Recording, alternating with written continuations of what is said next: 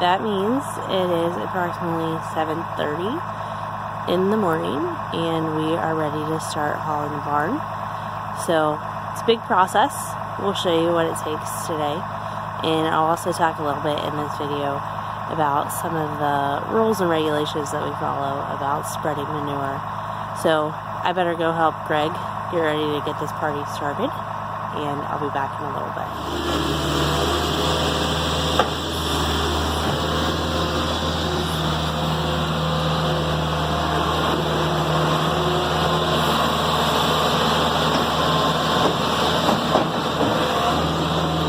Good morning, Holly. Good morning. Okay, we got all the girls pinned to the back halves of their pens. I didn't record us doing that part, but basically all that entails is these red gates that we use to separate the pens swing back, and then we can pin the sheep to the back half of their pens. So we've gone down through and done that. And what that does is that enables Greg to get here with the skid loader and go straight across the front with no sheep in the way.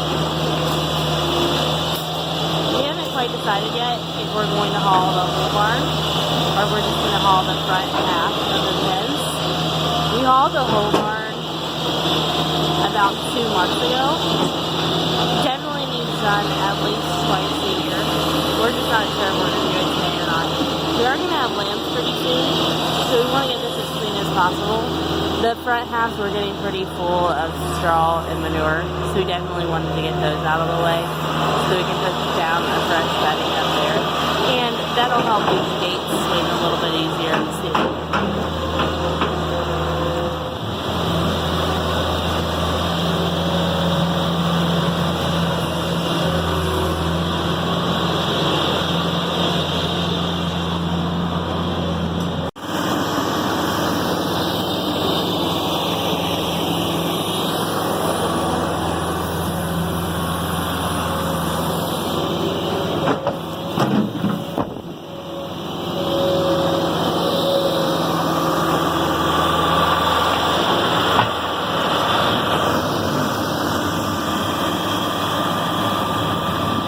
Anytime Greg's doing anything with manure, he always says, "Smells like money." My sense of smell has not quite warmed up to that this morning.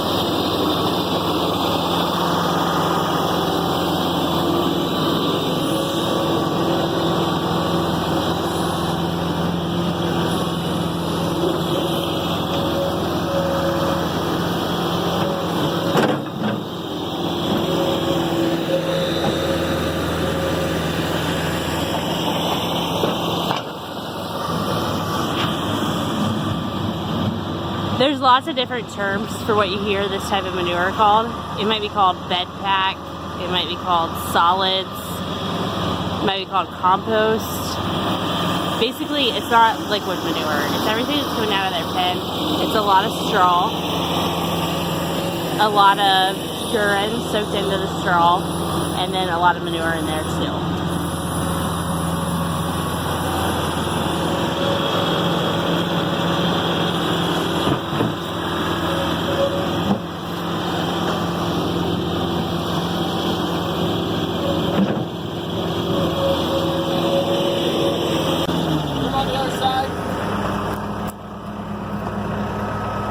I'd say you're pretty well full. Huh?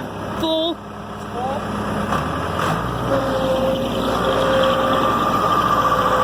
Asked me if there was room on the other side. I told him it's pretty well full. I'm gonna guess, as he rolled his eyes at me, he's coming back with another load. Oh look, there he is.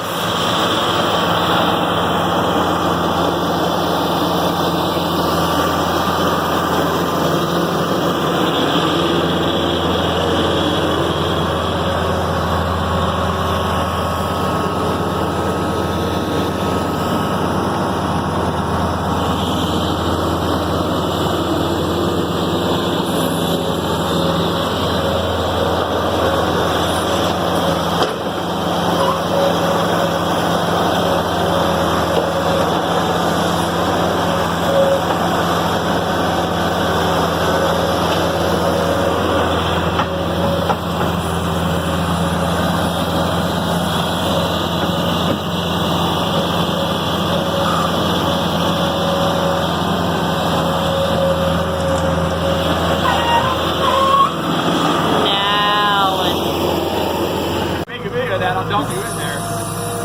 We're running a Kuhn 2054 Pro Push 40 size.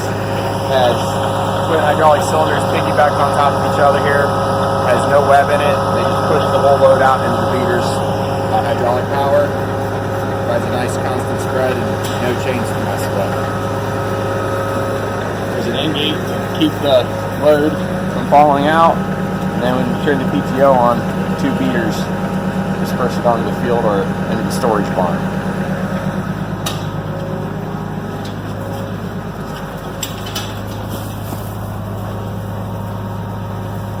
There he goes with the first load. Probably about 15 minutes to get that loaded. Okay, so while Greg's gone, I'm going to go through and empty out our water fountains. We have Ritchie automatic water fountains, which means there's a water line that goes into them. They automatically fill as the sheep drink out. The particular model that we have is also heated, so it has electricity to the water fountain, which means on cold mornings, don't have to worry about those being frozen, which makes it super nice. About every 1 to 2 weeks, I go through and I drain all of the water that's sitting in there out. These ladies, God bless them, will back their tails up to the water fountain from time to time and will do their business. So the water does get kind of icky, so it's important to get those cleaned out. So I'm going to go through, take the top off, pull a plug, let all the water drain out, kind of splash out all the ickiness, and then let them refill with water. Greg always wears gloves when he does this. God bless the man. For somebody that works in manure, he does not like to get his hands dirty. I find that the gloves are harder to just control and do it. So I just roll up my sleeves and get in there.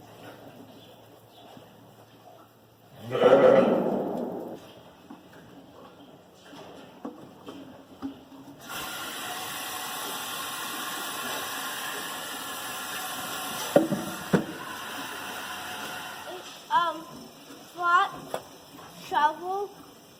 What are you going to use that for?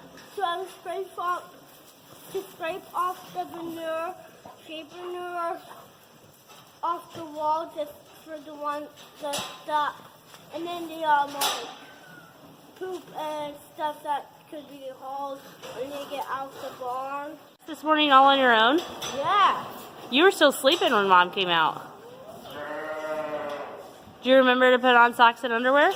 Yeah. Picture of the water fountain. So you can tell there's a stainless steel bowl in here that they drink out of. The stuff that gets in there that shouldn't be in there, sometimes they'll carry in some hay. Sometimes they will use the bathroom in there. But the worst problem that we have is that we feed free choice mineral, which is this stuff over here. It's a loose, powdery, gives them the extra stuff that they need in their diet. And they'll come over here and take a mouthful of that, and then they'll walk back over to the water fountain and drop that in there. And so sometimes the water will get icky. And Mom, can I say something now? And not just the sheep eat it, our dog drank out of it. That's right. And now, my other helper has made it to the barn. Dwight, you were still sleeping when I came out too. Did you get dressed on your own? Yeah. Did you put on socks and underwear? Yeah. No, I didn't change my underwear. Uh-oh. What did you bring with you? Cinnamon rolls. You gonna eat breakfast down here? Yeah, do you guys need some? I'm good, thanks. We'll ask Dad. We'll ask Dad when he comes back. I'm going. But can I help him after he breakfast? You can probably take a load with him in the tractor, yes. No, not like. I don't know about the skid loader. So I'm gonna pop off the lid. Close up. And this is a float. This is what controls how high the water flows. And then you can't really see it. I'm going to pop this up. Inside here is a plug. Jordan, that's going to start spitting out water. When I pull the plug. See, it spits out water. That's right.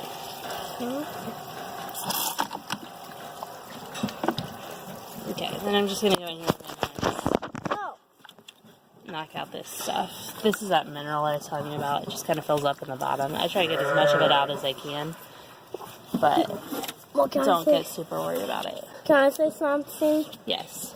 So, like, it just, like, sometimes it's just goob that sometimes get in the water. Deeply into the water. That's right. And if you put water in, it will help get that heat out.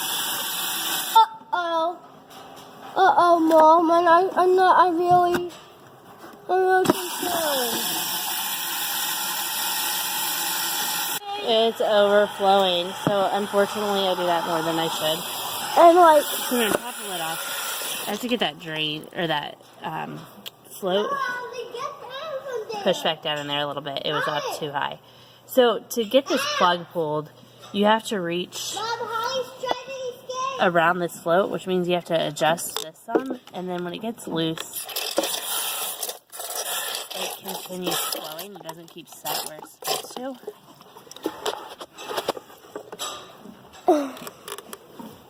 Alright. we have some, can I say something else? Go ahead. We have some doubles, like, for one of our fountains, so the ramps can reach. And We have some of this water fountain that has a double bowl on it, so it has a bowl on each side. So the ramps can each have some water from the same fountain.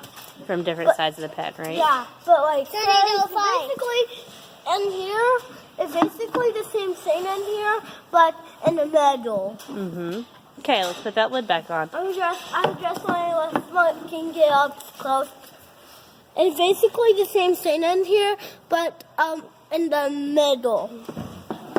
Right, that red part is in the middle, and then there's a bowl on each side. Good. So, she talked over Sunday, and once we got so much, and we go to manure once it touched the ground, and the manure gets, and if she poops so much, and the manure is so hot, you have to scrape, but that she don't poop. All the back halves of these pens. So I'm going to move them out one by one into the alley over here. And then that'll let Greg get in here with the skid loader.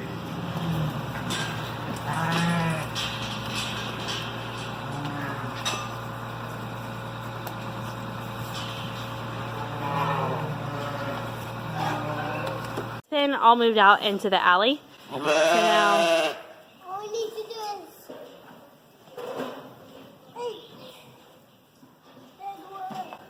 So now Greg will be able to bring the skid loader back in. Get this out. We'll move that pen from the alley back into here. And then we'll jump down to this next pen and kick them out in the alley so he can do that pen. This pen is pretty well cleaned out. So now these girls can move back in here. Let's go, let's go, let's go. We'll come through after we're all done and rebed. But my goal is to get these girls out of the alley so that we can move another room over there. Apparently we have 2 roadblocks right here at the front.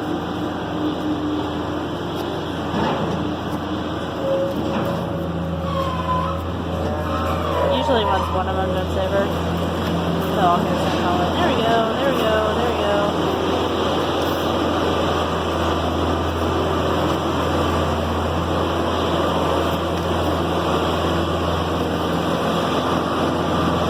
Number 16 was the last one out. I'm guessing she's going to be the last one in. And she is a mule with a mind of her own.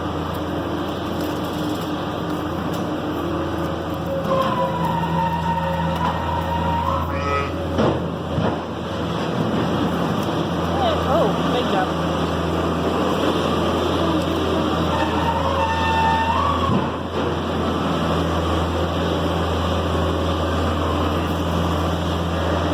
We're in here into this pen.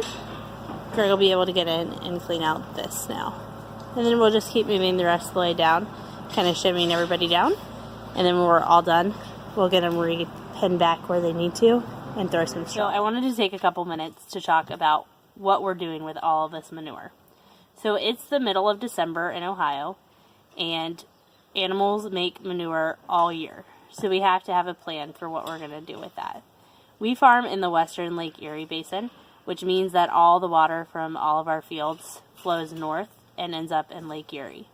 Why this is significant is because for the last several years, there's been a lot of water quality issues in the Lake Erie Basin, specifically the western Lake Erie Basin. In the summer, Lake Erie is getting a lot of algal blooms. There's lots of contributors to why they think that algae is really growing.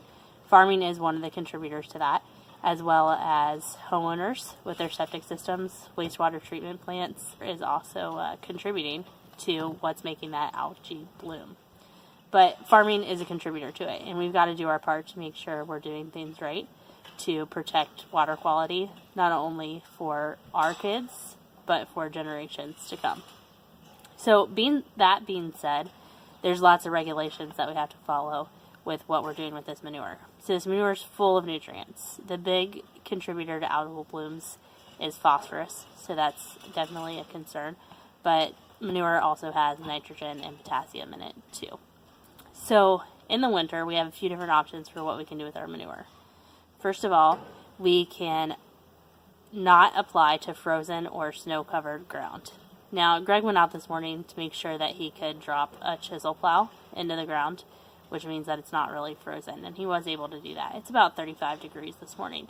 There is some snow on the ground, but it's not frozen underneath that. So we can't apply to frozen or snow-covered ground. It's not frozen this morning, so technically we could apply if we wanted to. There's an exception to that, and that's if there's a growing crop. So we plant a lot of cover crops on our farm, which are crops that we plant in the fall that will grow all winter and keep something growing in the ground. If there's something growing, then that growing plant is going to absorb a lot of the nutrients, and it's not going to run off when the snow melts and end up in the lake. So we plant a lot of cereal rye, which then we chop in the spring and feed to our cows, and we plant some other cover crops as well. So we have some options for fields that we can go to apply this manure, where a crop is going to help absorb some of those nutrients and keep it from running off. So that's an option that we have. What we're doing today, though, we feel most comfortable with putting all of this manure into a storage facility. So several years ago, we built a large barn. It has concrete walls going clear up the side, metal siding on the outside, and it's just for the purpose of storing manure. So not only do we have our sheep, but obviously we have a lot of these dairy cows too, and they are always pooping. So there is always manure to go around. So this storage facility gives us a place where we can take this spreader, unload it, let the manure store sit there until there's a better option for a day that we can get it onto a field. So that's what we're doing with the manure this morning. Greg's taking it up there. He'll unload the spreader, stack it up, make a huge manure pile, which lets us get it out of the barns so the animals are more comfortable. And then that manure will just sit until there's a better option for a day we can get it onto the field. So hopefully we'll get a window sometime in the winter where it'll warm up for a week or so and we can get out there and unload it. But if not, then definitely in the spring. So then when that happens, we'll kind of do the reverse of everything that we did today. We'll take a skid loader up there, we'll reload the spreader, take it back out on the field. It's more work that way. It's definitely not the preferred method of doing things because it does add an extra step, but it's probably the right way to do it. And so that's what we're doing here this morning. So all the manure from our barn, get that out so the sheep, so the cows are happy, and then we'll take it up there, unload it, reload it, take it back out on the field on a day when it's a little bit more fit. So lots of rules and regulations that we have to follow, but the bottom line is too, we just want to do things the right way, and I'd say that most farmers are that way. We want to make sure that we're taking care of that ground for generations to come. Trying to get a better angle to hide my double chin. We love going to the lake in the summer. We go up there to swim, camp, we'll go up for the day or we'll stay for the weekend. And so we want to make sure that that lake is around for not only our kids to enjoy, but for lots of other families to enjoy too. So that's why we want to make sure that we're doing our part. We understand that there's nutrients in this manure. We understand that we have a responsibility to make sure that we're managing those correctly. All the back halves of these pens, we knew it needed done. Manure's getting kind of high in here. We were worried about taking it out and then not having some insulation between the concrete and the straw for when the lambs start hitting the ground. But when it came down to it, we decided we'd already moved the ewes enough. We would just go ahead and keep moving them, get this hauled out, and then we won't have to worry about hauling it while there's lambs in here. So if you notice, we have these concrete walls at the front and the back of the pen. That makes it really nice for pushing the skid loader against to get the manure out. This back one is just about the right height. Now, what we have learned since we built this barn is the front wall is too high. So we really couldn't find a good plan for what we wanted to do when we started building this. So we started using information we already had from raising dairy cattle. So the wall system works really well. You can tell that the ewes can reach their head through the slant bars and eat their hay. However, this wall is just a little bit higher than we'd like. We're considering having somebody come in and cut it down about 6 inches, which would be a lot better for the ewes to get up onto the feed alley. The feed alley is actually about 4 inches higher than this floor here, so it's not as substantial as it looks with no straw in here, because that feed alley is higher on the other side, but the wall still is just a little bit higher than we'd like.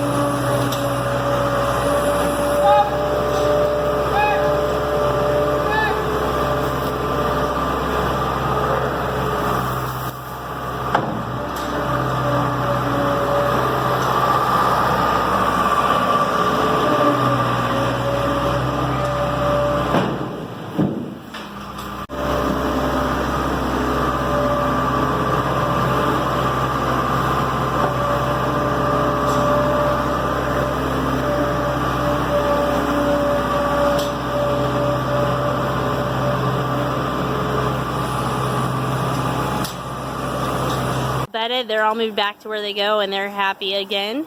We went ahead and went back to single pens while we were at it. We had a couple double pens before.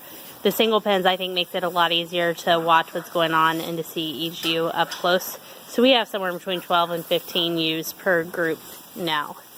So that wraps up our job for today. Thanks for watching. Please hit subscribe on this video and we'll be back again later.